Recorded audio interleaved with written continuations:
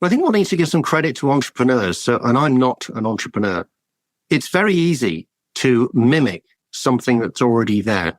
Climate Corporation sold for $1 billion. And then, within a week, it felt of that transaction, there was everyone in every country developing something that looked a bit like Climate Corporation.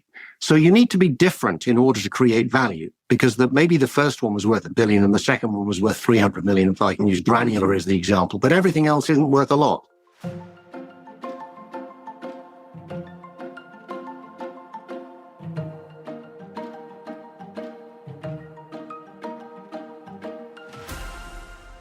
Hi, everyone, and welcome to Climate Tech 360, where we connect with diverse voices in the climate sector to make informed choices in supporting the future of climate technologies.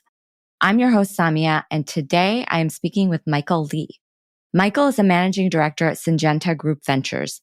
Syngenta is one of the world's largest developers and producers of seed for farmers, commercial growers, retailers, and small seed companies. Michael is focused on investments in early-stage food and agricultural-related companies with strong technology base or new business model.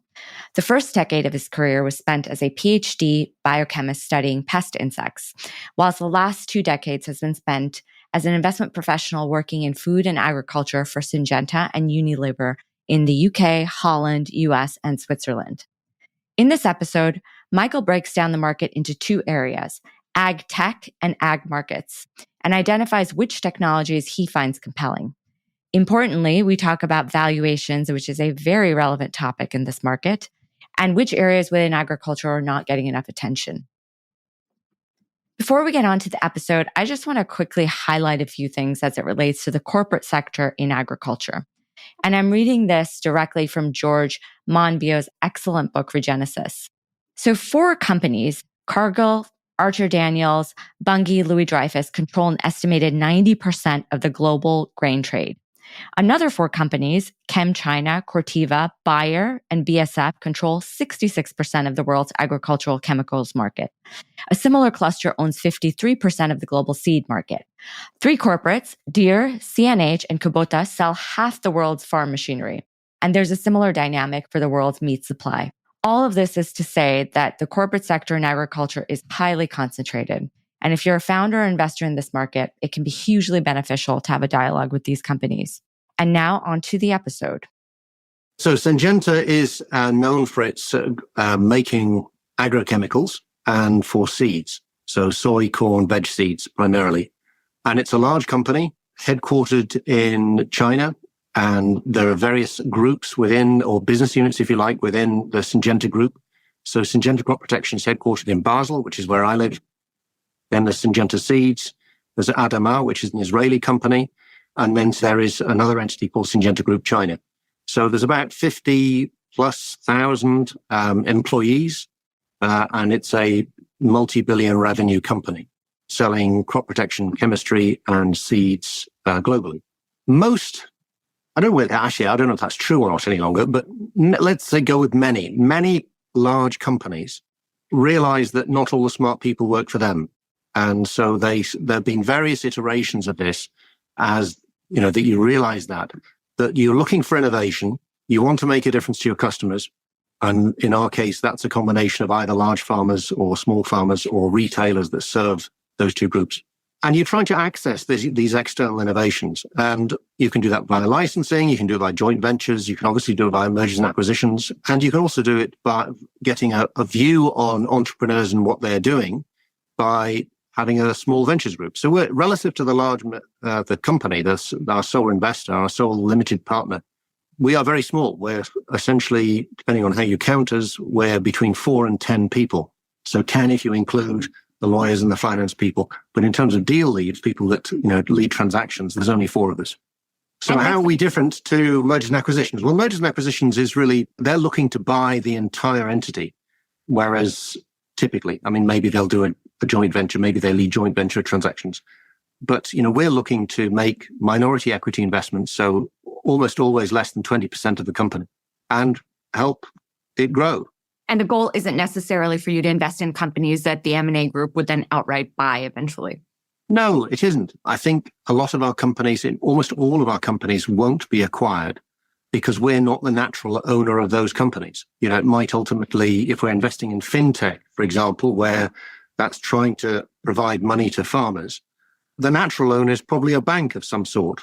If we're investing in e-commerce companies, the natural owner might be Amazon or Walmart. There are a few cases where we or our competitors, other big agricultural companies, might be the acquirer, but we're not here as pre-M&A. We're here to nurture innovation for farmers. And if some of them happen to be acquired by us or our competitors, that's great. But it's not the requirement. So then what is your mandate specifically? What are you looking for within the climate tech sector? Because I wouldn't automatically think about fintech as necessarily a strategic fit for Syngenta. We're not setting out to invest in climate tech. We're setting out to invest in things that support farmers or farming. And if you think of a lot of farmers, big or small, they've got a really quite a difficult business model, which is all the labor and cash flow goes out of the door first. Then nature throws whatever it can at you, and then you get to harvest whatever's left. I mean, I'm exaggerating the scale of the problem, but nature tries to do its worst to you, what will post, between sowing the seeds and harvest. And so you've got a big cash flow issue. Some companies that we're more familiar with as consumers, where, we pay, if you take Amazon online, you pay pretty much immediately you make the order, and then they'd send it to you. So they've got a very different financial situation. Here, you have to invest all the money and the seeds and the investment up front, and then you harvest and then you sell. And so because of that cash flow issue, a lot of farmers are constrained in being able to invest in their farm. And if you're very poor at one end of the spectrum, then you're not able to buy the seeds or help secure the crop with chemistry or biologicals to ensure that there's something to harvest at the end of it. So you're locked into subsistence farming because you can't make the appropriate investment in your farm, let alone, buying machinery or buying your neighbor's land to make to scale up and get some more economies of scale. I mean, that's at the small end of the spectrum, but even at the large end of the spectrum, it's still capital constrained. You still need to be able to buy a large tractor or buy fertilizer or buy hardware or software of various sorts to monitor your crop or harvest your crop. So fintech for farmers isn't often something that the large banks are keen on. Farmers are distributed. They're relatively difficult to serve in the sense that they have specific needs and they live in rural areas necessarily. They don't live in cities.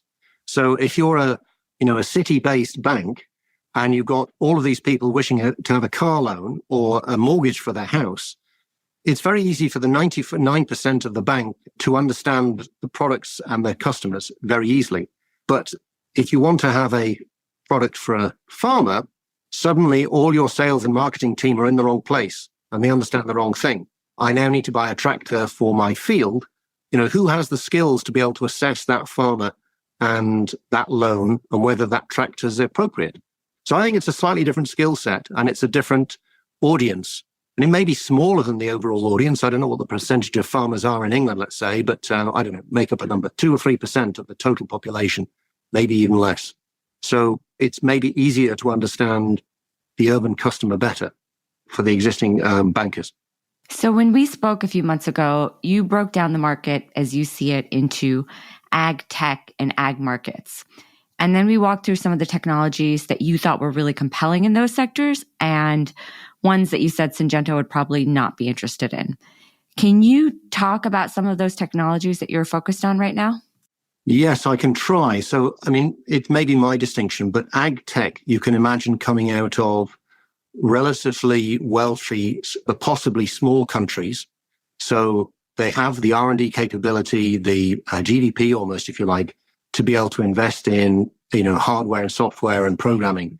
So where would we find those kinds of companies? They typically come from Silicon Valley, yes, or California, but often places like Israel or Bangalore, maybe in India. Maybe there are some in China, and there's a smattering in Europe as well. So where you get these ag tech investments. Agmarkets, on the other hand, is to me just a function of population size. So the US has both. It has both ag tech based companies, but it also has a massive market. And look at the mouths to feed in China and India. Well, those are obviously very clearly big markets, as is Indonesia or Pakistan or Nigeria. That's how I think about Agtech and Agmarkets. And clearly with the example of the US, there's overlap between the two. They're not mutually exclusive. So large markets, India, China, Indonesia. Tech center countries would be Israel. It's not a country, California, London. The kinds of things that we're interested in. I mean, I suppose that at the core of what we do, we are geography agnostic, technology agnostic, very selective, but we tend to avoid things that have a long period of time before they get to revenue. So things that are high capex, high energy, have high energy needs, or just require a lot of money to be invested, we tend to steer clear of those because we don't necessarily think they're venturable. They might be worthwhile, and they might be worthwhile in the hands of a large company. So Syngenta itself is making investments with very long timeframes in their R&D programs to discover active ingredients or develop new germplasm. That doesn't necessarily mean with the high cost of capital that venture capital has, that makes it a good investment. So some sectors that we haven't liked, and I might get into trouble with some of my venture colleagues or the wider venture capital community, but we haven't liked the look of vertical farming because you have very high energy costs. You've got very high capex. You need to build a greenhouse. And it's not clear to me that in most crops, I won't say all, but I'm getting close, that in most crops, you can actually grow it in a vertical farm at a price that's attractive compared with outside when you have to amortize all of those costs that we've talked about. Right. So yes, I think there are certain situations where vertical farming could be very good. So for example, in the Middle East, where there isn't much water, then clearly having a situation which doesn't consume much water could be very useful. But in other areas which don't have those input constraints, then I think that the evidence so far is unidirectional. Of all those vertical farms that went public, they're not enjoying it. They're not having fun. A lot of them have gone bust. We haven't had good time with drone investments. We are intrigued by robots. So nobody really wants to work on a farm. You know, the labor is repetitive, boring, not very well paid. And I'm approximating, I'm sure there are lots of interesting jobs, but at the sharp end of it, you know, where you're in wellies in the soil, you know, it's, I think that what I've said is largely true and often minimum wage. So robots as a way to allow the labor that is there to do higher value activities is intriguing for us. We haven't done any investments there yet, but we keep on looking. I think the other thing which is ironic that we don't like the look of is what Syngenta does for a day job, which is ironic. So, you know, Syngenta and Big Ag do a huge amount of investment in active ingredient discovery, trait discovery, and germplasm. And also tools behind all of that, all of the omics tools, gene editing. And those are typically very expensive, very time consuming. So from the time of the start of this new technology development to actually having a product that's launched in the market and then scaled is, you know, pharmaceutical in length in terms of duration, often subject to regulators as well. But the value at the end of it isn't pharmaceutical in value. The value at the end of it is pharma with an F as opposed to pharma with a PH in value. So I don't think that that particular area is attractive for venture capital like returns. But look, I know there's lots of ag tech VCs that are investing in that space. So, and that's the beauty of this game. You actually get to find out your own hubris and how wrong you were. And I'm sure I'll be wrong in places. What about precision spraying? Well, precision spraying is really interesting because I think if you look at the political pressures and the regulatory pressures and consumers, none of us, you know, particularly want to have our food sprayed if we could avoid it. So smarter spraying seems a logical direction. And it's smarter spraying for pretty much everything, not just pest control, but also fertilizer. So herbicides, insecticides, fungicides, and fertilizer, and arguably even water in the future, precision application of inputs seems a very good way to go. And the current method of blanket spraying is there because we haven't had the technology to do it any other way. And, you know, we've invested in Blue River, which was bought by John Deere, and we've invested in Green Eye, which is an Israeli company, and that has got another precision spraying technology. And one can imagine that in 10 years' time, it's smart spraying, if I can call that, as a precision application, saves a lot of spray going onto the field, saves a lot of costs as a result, and has, lots of benefits, label benefits and cost benefits for the farmer. So we're keen on that. And we obviously get the freedom to do that, even though arguably it's cannibalistic to Syngenta's main business. And let's talk a little bit about the ag markets aspect of things. Like, what does that include? I know that includes fintech, maybe some e-commerce. What are some examples of things that you're looking at within this ag markets segment?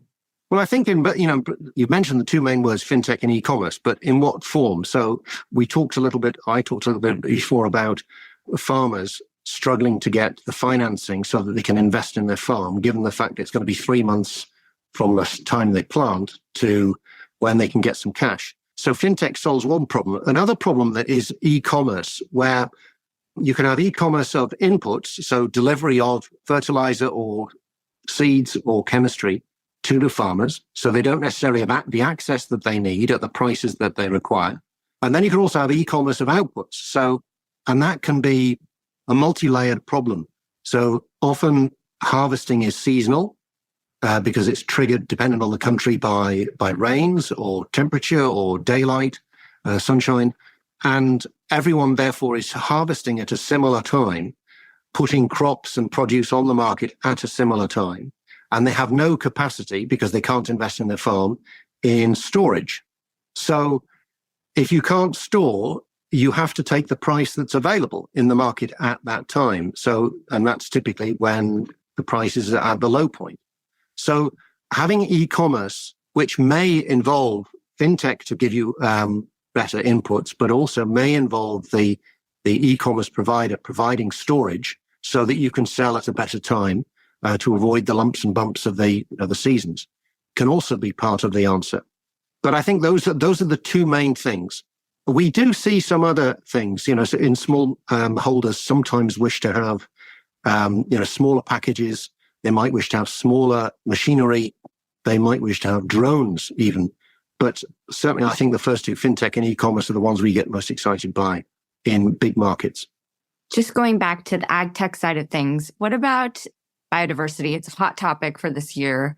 I think measurement is the big hurdle there, but everyone's sort of looking to make some sort of progress within that market. So how do you think about biodiversity? And then also soil MRV, which is also a huge challenge. Well, I think in both of those, it's very unclear what the answer is, what the better alternative is. Sometimes we read about this transition of the food industry or the agriculture, but it's not clear. We know what we've got, but we don't know what the transition is to what are we exactly transitioning. And it's quite easy to complain when we're all well fed about the current situation, the current agricultural way of doing things. And I'd be delighted, I'm a zoologist by training, I'd be at least as delighted as anybody else if we had a credible alternative that involved a better way of doing it, whatever that might be. But I don't know what it is. I mean, I regularly try and find non-monoculture methods of growing crops with the idea that maybe, and you occasionally see them with, they'll have sheep and they'll have maybe some perennial trees and then maybe have growing crops between them. And to see whether the combination of 3 crops is better as a total than a single crop. And usually it isn't. I try and find alternatives to soy and palm oil. And there are a few, but they don't yet beat soy and palm oil in terms of price. And I think unless you can do that, the vast majority of buyers are buying based on price because they've got cattle or chickens or pigs to feed if it's soy. And if it's palm oil, they've got, industrial uses of that palm oil ingredient. And they're all buying on price. So I think the key unlock is, can you identify a new crop, which I think is theoretically possible, which shifts growth of those crops from the countries that should be biodiverse, like Indonesia and Brazil, towards areas that are not biodiverse. In fact, arguably sterile. Places like, the Middle East, which is, or the Sahara, where they've got lots of sunshine and they might have very limited water, or Arizona, where there's really nothing living. I mean, I'm exaggerating, there is a little bit, but it's not naturally biodiverse in the same way that Brazil and Indonesia are. But I haven't found it yet. So if I was to call for anybody to come up with something, that would be it. Because, you imagine a soy plant growing in a field. Well, we're not eating all of the soy plant. We're not eating the roots, the leaves, the stem, or the pod even. We're just eating the soy seed inside the pod. And a lot of the time that the soy is growing on the field, the sunshine is hitting bare earth because the soy plant isn't big enough.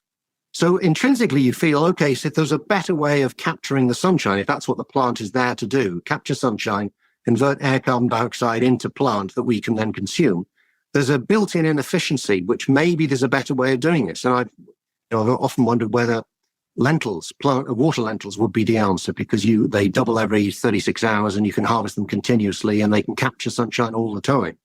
But they still can't quite beat the existing cost yet. So I think that's the trigger for me. Someone needs to show me how it will beat soy, and then I'm interested.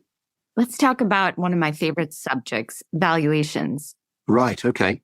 So the IPO market historically, there haven't been that many ag tech IPOs, a handful. So we're really thinking about, in terms of exit opportunities, we're really thinking about M&A. You guys only invest in seed and Series A, is that correct? No, we do later than both of those. We do Series B and Series C. Yes, we'll invest pretty much anywhere. We've probably gone a little bit later stage as we haven't found the risk reward to be quite right for going super early, but we will still do seed stage on occasion. So how do you think about valuations in general, and then specifically in this particular market, in this climate? Well, this is a constant work in progress. When the tide goes out, you always need to reevaluate how you think about things. I think currently I divide the world up into Agtech, defined by who the buyer is, and then pharma-related activities where the buyer isn't the blackjacks, as I call them. So the blackjacks is just my homemade acronym for the big ag M companies, BASF, Bayer, Syngenta. You could have put UPL and FMC. You have to cheat a little bit with FMC because it doesn't quite work. But then also the machinery companies. So AGCO, CNH, and John Deere. That's blackjacks is the best word that I can sort of think covers about those 8 or 9 companies. If the buyer is one of those, then I think you have relatively limited potential in terms of what the exit will be. It's going to be sub $1 billion empirically based on the last 10, 15 years of exits and M&A purchases. Purchases have been bigger when there is actually a P&L behind it. So Bayer bought Monsanto, for example. That's obviously a very different kind of company. For ag tech, if the buyer is one of those, then I think we're rather limited in what the valuation can be. If it's a non-blackjack that is the potential acquirer, so it's a bank or it's an Amazon or a Walmart, then we're in uncharted territory because they haven't bought a lot of things in this space yet. So you're making a punt that they will do so. And if they do so, that it will be at an attractive valuation. So I think that the consequences of that thought, if the blackjacks are buyers, and the top 10, if you take the average of the top 10 acquisitions over the last 10 years, the average is about $300 million. And you want to return on the last round to lead to that exit of, let's say, 300 million, then you're capping your free money at around 60, because then you need the final round, which is, let's say, $30 million, which gives you around about 100. And then you need a 3x return. And you're still in very rarefied territory of the top 10. So I think there's more, as I say, more excuses or more bandwidth if you're in e-commerce or fintech. But we will see. When the tide comes back in again, I'll, of course, completely pivot and change my mind totally. As you should. But I would say that, if you look at the Carter data across all sectors, admittedly, then you need to raise $35 million or less, and your post money on the last round prior to acquisition needs to be sub 100, because I'm assuming the exit is going to be an excellent exit, is going to be 300 million. But that's being breached multiple times by multiple companies in Agtech. And we'll see what happens. I always like to ask people this. Are there any technologies in ag tech or even climate, the broader climate landscape, that you see as low-hanging fruit? So areas that you feel that would give you outsized impact or returns and that people are not really focused on?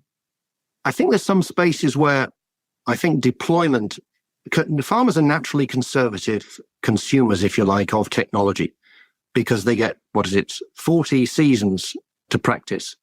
And if they get it wrong, then they put a lot of time and labor and money into each season. So I don't think they're very experimental because the downsides are too big. So I think the frustrations one might have is technology uptake by the end consumer, by the farmer, when they have to put money up front, which they don't like doing. And I do think that, there's an opportunity when you see, for example, my favorite one is water, because I have a water-based investment. I would almost like, when you see areas like California, and maybe last year they got a reprieve, but in previous years, water was a major problem there. And it's actually a major problem in any area that grows a lot of food for its country. In India, you can point at serious problems. In China and in Europe, it was 2 or 3 years ago where the Rhine was practically empty. And water is a big problem in Spain. So everywhere we look, you can see water issues. And yet it doesn't appear there's huge enthusiasm for governments to even subsidize deployment of possibly expensive technology, but very beneficial for water consumption.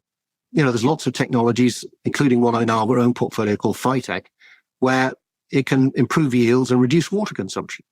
So they're doing the current experiment, which is let's use a lot of water to irrigate our crops, and we just keep on doing that until it runs out. I mean, that doesn't seem the most efficient or sensible way of going about things.